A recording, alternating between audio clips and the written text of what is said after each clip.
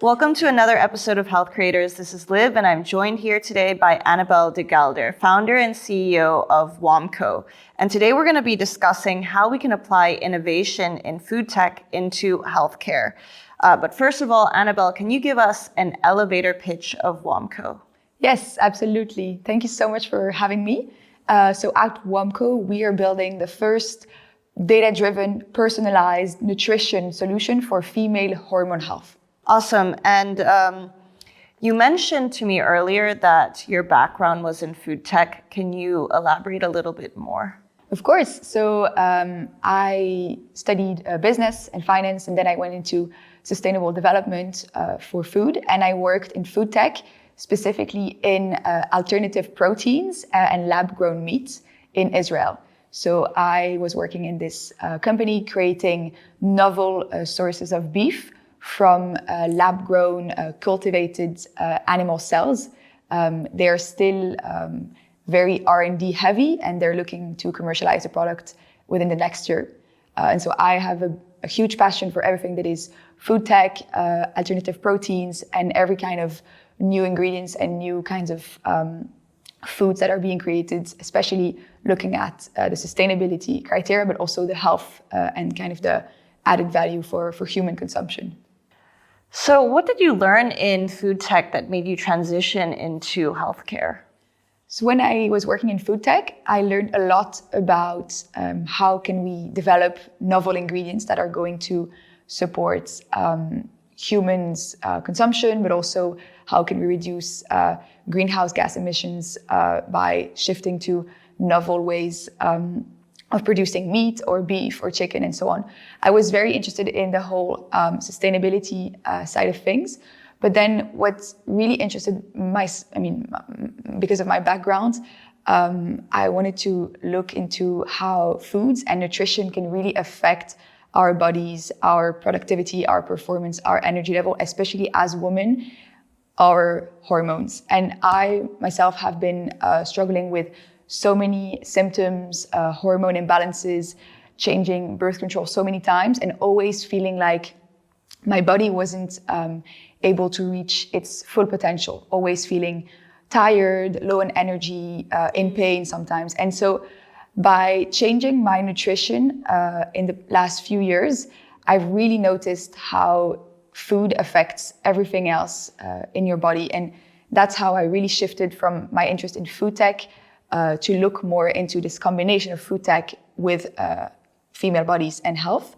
And then that's also when I realized how closely hormones and nutrition are related. And this food hormone connection that is today not something that many people know about, but that has obviously had so many kind of studies behind it. That's where I really wanted to go and really leverage my kind of food tech experience to go into the space of hormone health. Interesting. And you mentioned that you were essentially working in like a lab-grown meat company, right? And that you were interested in this hormonal element. Is that because non-lab-grown meat causes a lot of hormonal changes, and that lab-grown meat can kind of regulate that? Yes, so that's something else. You might know, traditional meat has its drawbacks as well. There are a lot of, obviously, factory farming and meat that is grown in very poor conditions, fed with antibiotics, fed with a lot of things that shouldn't be eaten and then shouldn't be like found in food. And so looking at the impact of protein and meat on female bodies as well, I was very interested in this because I was vegan for many years too. So this whole kind of meat and hormone health relationship really triggered my interest. Obviously, it's also studies that are still, let's say, being conducted today. So really seeing how the impact of specific nutrients, especially the ones found in meat, can affect symptoms, can affect female cycles, and can also affect anything, for example, related to fertility and so on. So I think that's something I really leverage from my experience in food tech and lab-grown meat, and also something I'm working on right now with WOMCO. So leveraging your knowledge of essentially how meat impacts the body. Yes, among other nutrients. I've always found it kind of bizarre, right? So you go into a supermarket and there's basically one section of food that is good for you, right? Like the organic food is actually the only section where they're like, okay, this section, we didn't put other stuff in it. Yeah. How much of food technology is basically trying to change that? Or is it just creating essentially niche products for luxury buyers? I think what lab-grown meat is trying to do is creating products that are not niche and not premium products for, let's say, the most expensive goods. It's really creating another source of meat that can be consumed by many, many people and replace traditional meat because of all the environmental drawbacks that meat production has. So I don't think they're trying to create a premium product, although right now it would be a premium product because of obviously the breakdown of costs and how expensive it is to produce. But long term, I think these products would be very affordable and would kind of try and replace the factory farmed meat, but they are not trying to replace anything that is, organic meat, because they still think that organic meat is, very, very valid. They're just trying to replace things that are, not as good in terms of quality and not as good in terms of feeding our human bodies with good and rich nutrients. What are some things you would definitely never eat again after working in food tech? So I stopped eating meat myself, but I do replace this with a lot of plant-based sources of iron. And for me, it's working pretty well for my body, for my hormones, for my energy. So I wouldn't say people have to stop meat or have to stop something. I would say people have to really understand what works best for their bodies. And that's also what we're trying to bring with WOMCO, is really understanding how can you improve symptoms or how can you work on specific conditions you have through precision nutrition, instead of eating and seeing this as something separate from what you're feeling and taking, medicine or painkillers or birth control to mask the symptoms, rather than finding out the root cause of these symptoms and fixing them with natural food-based solutions. We look at the problem in terms of the current eating habits of society. Do you think that with food tech, what people are trying to do is essentially make it easier for people to be vegan? Or yeah, definitely. I think there's also a very appealing thing in all these new kinds of products, either plant-based or lab-grown meat or even insect proteins. They're trying to make it as easily accepted by the consumer, for the consumer to easily switch to these alternatives and make them full of flavor and full of good nutrients, so that people can slowly shift to traditional agriculture, to novel sources of proteins. But of course, it's important to still realize that some of the products are also very processed, and they sometimes can't be compared to a piece of organic, grass-fed chicken. And I think there's a limit as well. I think it's not about shifting totally to the new food tech products to be fully vegan. It's also about reducing your consumption and going for these alternatives if you do need some additional sources of plant-based iron and protein. And I think especially in countries where there is a lack of available food, and there's difficulties with finding enough proteins for the population because it's growing, I think then these kinds of foods are like the perfect substitute to really have the good nutrients available for everyone who cannot afford other sources of protein. But yeah, it's definitely a very interesting space, and it's booming with so many new players every day in every country, and they're also all waiting for regulatory approval because all of these products, are very R&D heavy. They're still not approved in many countries for human consumption. So are insects. So I am a very strong advocate of this, and I hope things will commercialize soon enough. But we also have to obviously take into account that it's not that easy to be approved by the FDA and so on, because these products are grown in a lab. So interesting. Because you mentioned earlier that when you worked in food tech, you were very interested in the sustainability component of this, right? And I think that a lot of people who choose to be vegan do it because of sustainability, because of helping animal welfare as well. Yes. But is there any evidence to suggest that being vegan can actually improve your health as a female? And just a caveat that there is not much research in women's health, right? Exactly. So for the sustainability aspect, definitely there are, a lot of life cycle analysis showing how meat production and alternative meat production is much better in terms of pollution, water, CO2, and so on. All the emissions are much smaller when it comes to alternative meat production. But in terms of health, I think there are some studies suggesting that a vegan diet is very positive for some females and for some males as well as the vegan diet on athletes and the vegan diet on other kinds of, for example, conditions, chronic conditions to manage. Even, for example, cancers have been shown to be positively linked with the vegan diet. But obviously, I don't think it's a one-size-fits-all. Like everyone's bodies are different. So I wouldn't say a vegan diet should work for everyone. And I think it's also a balance. It's very important to have a balance when you're trying to be vegan, to be 100% sure that you're going to replace any nutrient you might lack with others. And with WOMCO, again, that's what we're trying to do. So if a person comes to us and is vegan, we're obviously going to test her, for example, nutrition deficiencies. We're going to test her hormones and so on. So we're really going to get a full picture of how is her body, responding to different foods, and what are the next steps to help that woman support all of her symptoms if she is vegan. And if she is vegan, we would account for the fact that she is maybe missing a few nutrients, and we will support them with other sources. But I think if a person is vegan and it doesn't support her body well, and she kind of realized that she has low energy, fatigue, like I did, for example, when I was vegan, and then I stopped for that reason, I think it's important for the person to realize soon enough that maybe it's not the best match with her own metabolism and body, and then she might have to switch back to having some animal-based protein in the diet.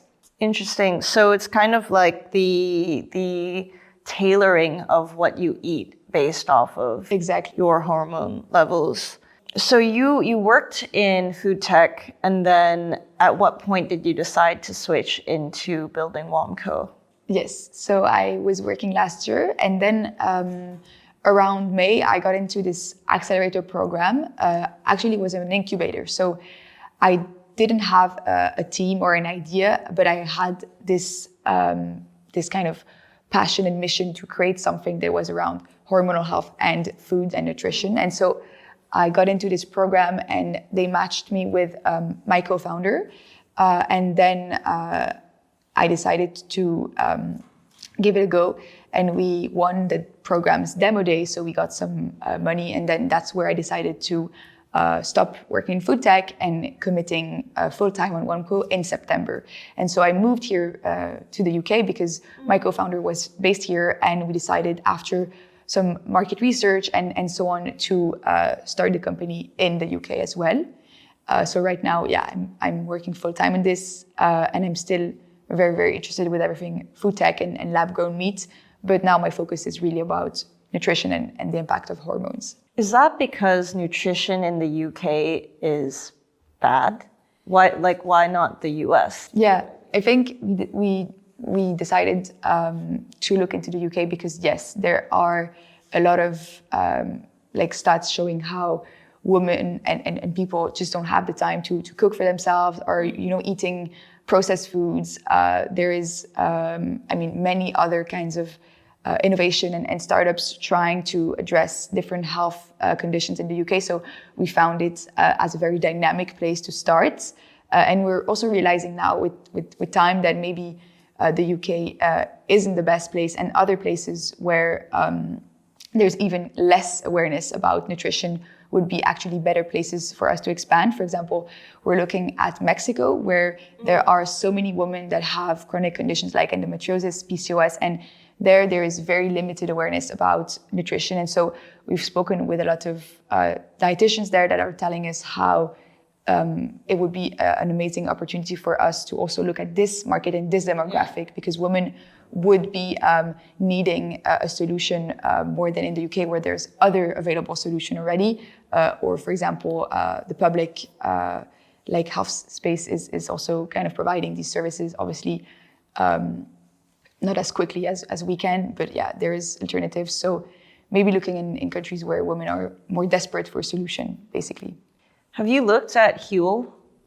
Because I feel like Huel is basically like the male solution to food, right? Exactly. So we see a lot of male solutions for food, or food solutions for example, weight loss, or really like these programs that are helping you manage diabetes or manage more like chronic conditions through nutrition. But we don't see many that are looking at hormones in a very female-focused way. So that's how we are kind of getting this competitive advantage. We're really focusing on women. And so we're looking at everything hormone cycle and hormone-related conditions and symptoms, but also, for example, fertility, pregnancy, transition to the menopause. So everything that is basically connected to a woman's hormonal life cycle from 18 all the way until the end of her menopause.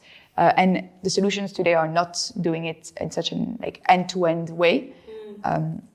And the male focused solutions, aren't going into the female space anytime soon. So did you think about building a solution like Huel, or do you think that it just would not be, appealing to the female market? I mean, we've thought of this through a lot. So initially we wanted to create something that was more similar to like HelloFresh and Gusto, so a real meal kit box with the whole ingredient delivery and so on. And then after a lot of kind of research, we realized we might focus on the testing more, so the hormone testing, the nutrition testing, combined with the personalized nutrition and care. And right now, as we're building the new version of our product, we're thinking of merging both. And so having all the way from the testing to the personalization and the food and the supplements kind of integrated as well. So delivering foods, delivering supplements based on the plans and the ingredients that women need at that point in their week or in their month. And so having something that is more, food-based, but also very sciencey in the way that we test and get everything with our algorithm matched to nutrition. Interesting. I feel like food is a very different topic for women sometimes than men, right? Yeah. It's quite sensitive. Yeah, definitely. Yeah. I think there's still a kind of a disconnect. People don't, maybe men do more, but women sometimes don't really realize how food is affecting so many things. What you put inside your body is really going to affect, your mood, your energy. And I think men might, because of, their side, they don't have cycles and their hormones are, less complex. They don't have all of these fluctuations, they don't have all of these symptoms, but they do realize that nutrition, for example, impacts their muscle building and their physical performance, whereas women have so many things to think about their own health that they sometimes tend to put nutrition aside and focus on their symptoms with other kinds of solutions. But instead, I think it's very important to realize how nutrition can make you feel better in many ways, and sometimes it won't because you have a condition that is too difficult to treat through nutrition. I'm not saying nutrition is solving everything, but it is very important to realize that it has so many effects on your well-being. And that's also what we're trying to do, really educating women about this, basically showing them that nutrition is very important and it shouldn't be neglected. And it's also not a one-size-fits-all. So it should really be as tailored and personalized as it can. And obviously, women don't have the time or the money to see dietitians and think about all of this. So I think what I mean when I say it's a sensitive topic for women is that food often is associated to weight, to appearance, to who you are, right? Like when we talk about you are what you eat, I think that women take that a little bit more seriously than men, right? Because if you look at development and women, as girls being teenagers, body weight and how you eat and how you relate to food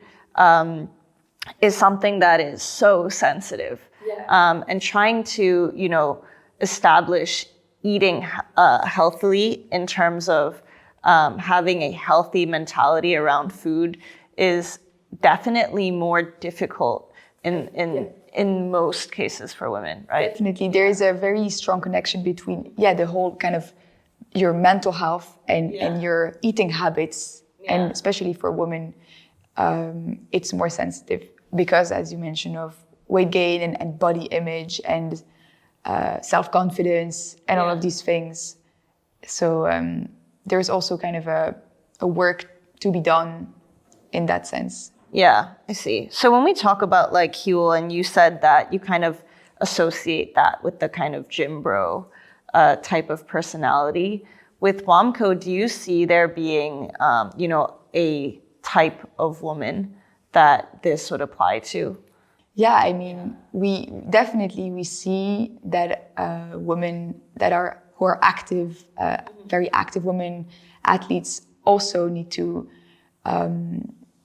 be very careful about their nutrition. So we're also trying to incorporate as many kind of, for example, data from Apple Watch, where we can really track if the person has done a very intense workout, what is the best nutrition we can recommend before and after. So really taking into account the lifestyle of these women, and if they are active and athletes and going to the gym very frequently, obviously account for this too with the nutrition support. Awesome. And then back to like the main topic of discussion on how we're applying innovation in food tech into healthcare. So you mentioned essentially this element of current foods not being very good for hormonal health, and how in food tech today, we are essentially developing new lab-grown food that has less impact on your hormonal health. And that was essentially the reason why you began WOMCO, to essentially apply those learnings into female health.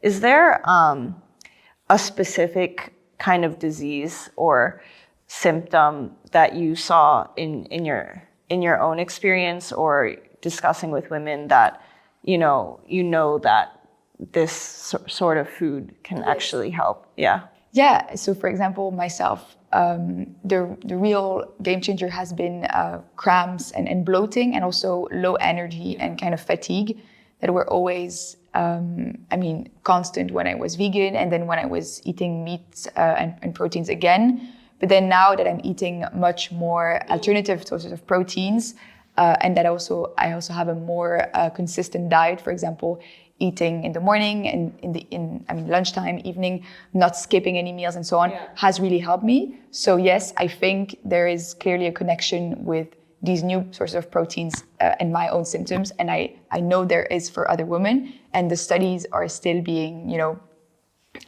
done today. So we're also trying to run some studies. For example, right now, a study that would look at gut health and menstrual health symptoms that are related to gut health. So everything that is cramps and bloating or like bowel movements, and looking if the effect of probiotics actually really improves these symptoms over a specific period of time. And so looking at probiotics, obviously we could also look at all the kind of plant-based like proteins that have probiotics, and leveraging the evidence from this study, applying it to food tech, lab-grown meat. Definitely we're trying to push this forward to see some evidence and some results. And I hope we will see some good results. Awesome. And what's the number one thing that you would recommend someone to do if wanting to build a healthcare startup? So because I don't have a scientific background myself, I think I would really recommend another person that is very interested in health but doesn't have a health background to partner with others. So in the way that I did, partnering with my scientific co-founder, partnering with gynecologists and dietitians to really, really understand what is happening, how advanced is the science, how can we leverage different research, how can we build something that is strong because it has been validated by the work of these people. So that I would recommend definitely, to partner with the people that would bring this scientific expertise, even if you might know a lot yourself because you've obviously done a lot of research and read and so on. You will still get so many insights from people that are, dedicating their whole life to these topics, such as dietitians, especially focusing on hormone health, or gynecologists. So that I think is my number one tip, which is, pretty straightforward. And what's the number one thing not to do? Good question. So I think another thing that I realized, and that I would say it's something not to do or to try to avoid, is when having an idea. So for example, my idea was building this product because I personally struggled and fixed and found my own solution, and then I wanted to bring this to everyone out there.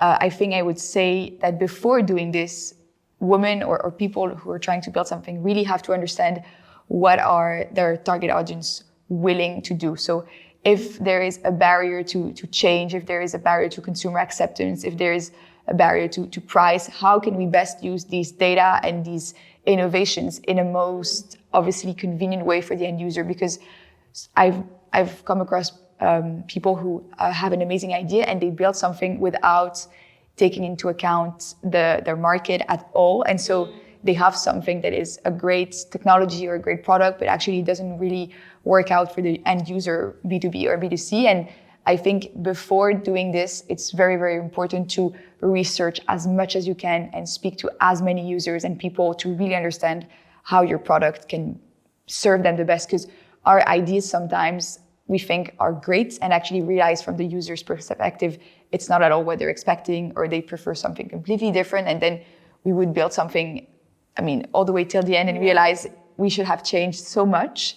To really get user feedback. Yes, really. And really understanding how can we serve them in a way that is not available already, or if it is available in a more competitive way with a lower price, or with more services, or with more personalization, and really trying to focus on the user first. Like, the user is the product, is the whole business. And if I can fulfill my user's needs, I have a good product, basically. Awesome. And finally, what's the number one impact you want to leave on the world today with WOMCO? So I think the impact we really want to leave is having every woman be able to thrive and feel their best self and feel empowered in their bodies and not have any concerns about anything hormonal, and get the nutrition support they need in a very accessible way, in a very convenient way, and in an end-to-end way. Because we know so many women struggling, they don't have the time or the access, they don't know how to get access even, they have no information. So it's really having them covered with a safe space and a safe solution that is obviously working for them, to make them feel at their best and get on top of their health.